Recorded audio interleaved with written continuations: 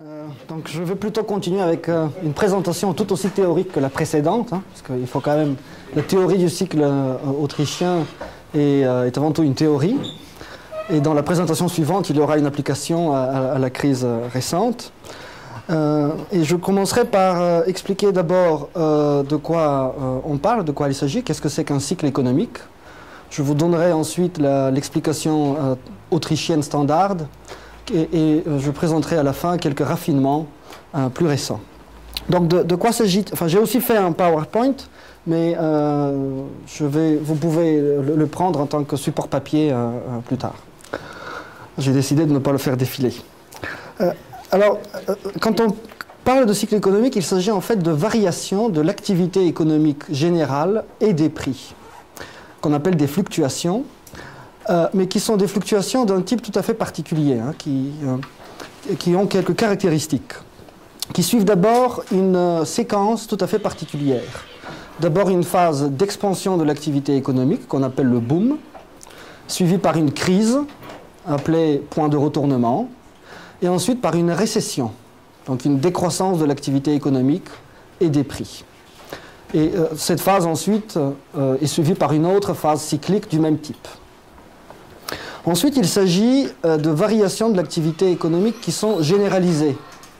Et ça, c'est important, qui touchent plus ou moins tous les secteurs de l'économie, et non pas un seul secteur.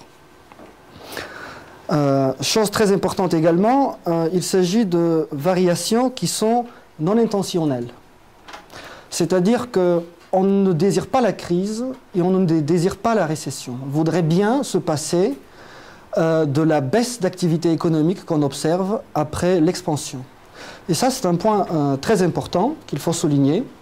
C'est pour ça que j'ai fait un petit graphique, une présentation schématique plutôt, qui représente aussi bien que mal l'activité économique générale, parce qu'on ne peut pas la résumer en un chiffre quelconque, mais imaginons qu'un tel chiffre puisse exister sur l'axe du temps. Et YP pour produit ou activité économique potentielle. Hein. C'est ce que les individus désirent et pourraient produire avec la totalité des ressources disponibles. Alors, il y a une phase d'expansion qui est suivie par une phase de baisse de l'activité économique, mais qui est voulue par les agents économiques, suite par exemple à un changement dans les préférences. La préférence pour le présent diminue, augmente. Les individus épargnent moins de manière volontaire parce qu'ils désirent se contenter de plus de loisirs, par exemple. Et nous avons ici une baisse de l'activité économique qui est en réalité une baisse équilibrée, qui est souhaitée par les individus.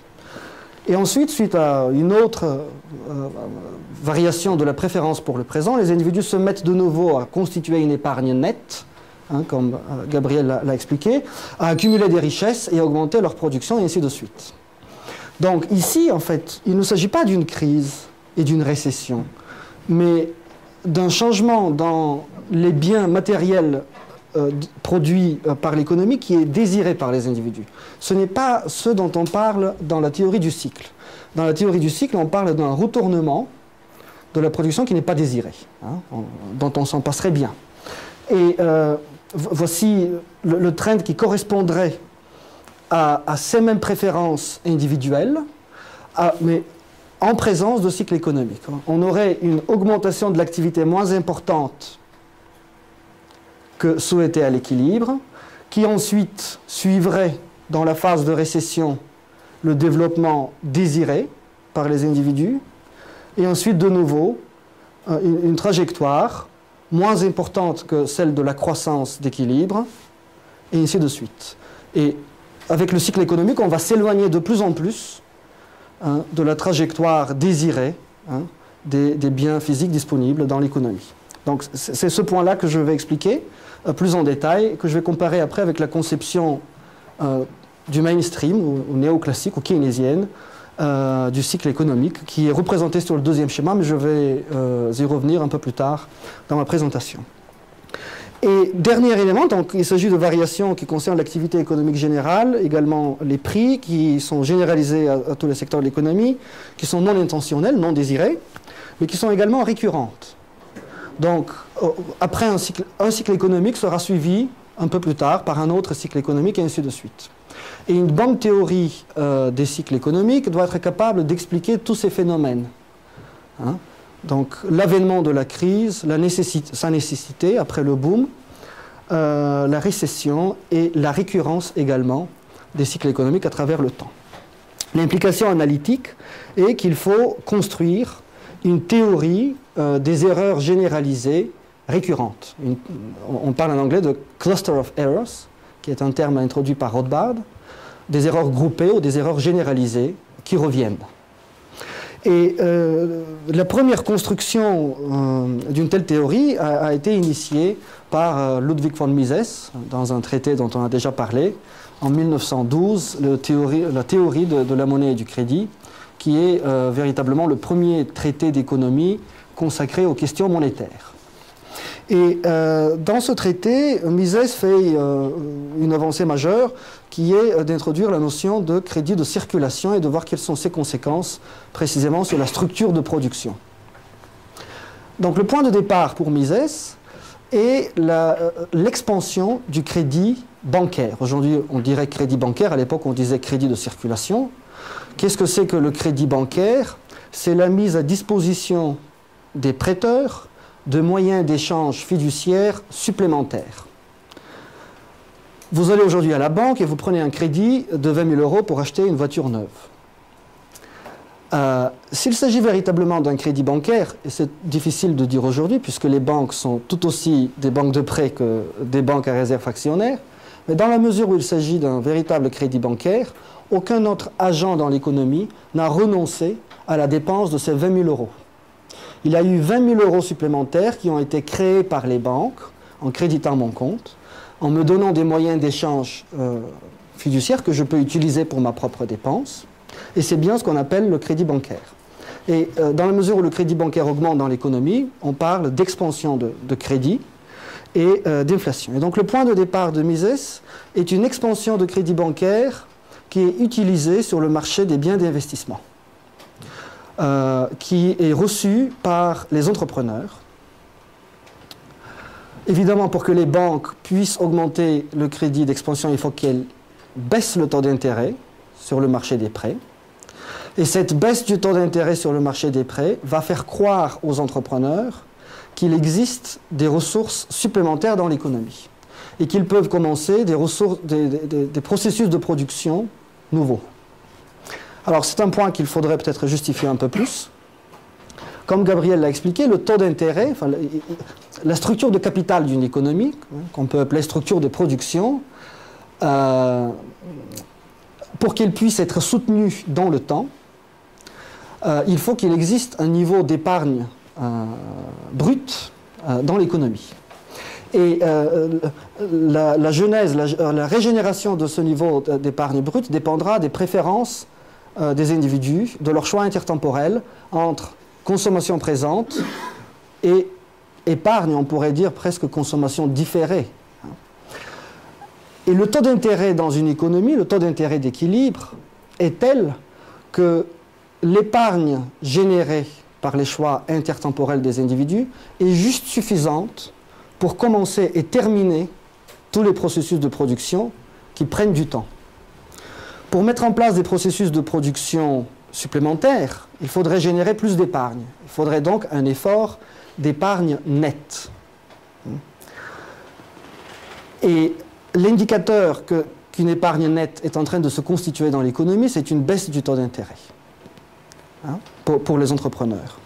Et donc, lorsque les banques diminuent le taux d'intérêt dans l'économie, les entrepreneurs croient qu'il existe des ressources supplémentaires.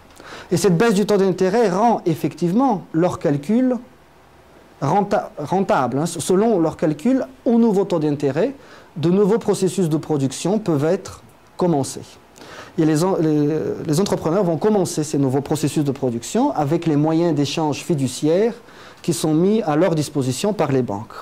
C'est le point de départ de l'expansion économique dans la vision de Mises. Le début de l'expansion. Et les entrepreneurs vont donc commencer à allonger la structure de production. Pour prendre l'exemple de Gabriel, ils vont croire qu'ils ont suffisamment de ressources pour construire une facilité d'irrigation de la terre. Et dans son exemple, vous avez bien vu, on est passé d'un processus de production du pain de 3 périodes à 4 périodes. On a introduit un stade supplémentaire de production, ce qui permettait à la fin des 4 périodes d'avoir plus de pain. Mais entre-temps, il faut soutenir toute la structure de production. Or, les entrepreneurs, avec la baisse du taux d'intérêt, suite au crédit, à l'expansion du crédit bancaire, croient qu'il y a suffisamment d'épargne pour irriguer précisément les terres et introduire un nouveau stade de production dans l'économie. Et donc la structure de production de l'économie va s'allonger. Mais cet allongement n'est pas soutenable parce que cette même structure ne s'est pas rétrécie. Hein. Les individus n'ont pas véritablement réduit leur consommation finale. Et en réalité, dit Mises, et c'est un exemple que Rothbard reprend, on est exactement dans la situation d'un promoteur immobilier qui a à sa disposition suffisamment de briques pour construire 4 maisons, mais il croit pouvoir en construire 5. Il se lance dans la construction des 5 maisons. Tout va bien jusqu'au fondement, jusqu'au mur, puisque pour construire les murs, il y a suffisamment de ressources encore. Mais lorsqu'on arrive à la toiture, on se rend compte qu'on ne peut pas terminer les 5 maisons, mais seulement 3. Et là, c'est précisément le moment de la crise. Donc, cette baisse du taux d'intérêt artificielle, non pas due à une épargne nette supplémentaire, va générer un déséquilibre temporel qui, tôt ou tard, va se révéler dans une crise d'impossibilité physique de terminer tous les processus de production.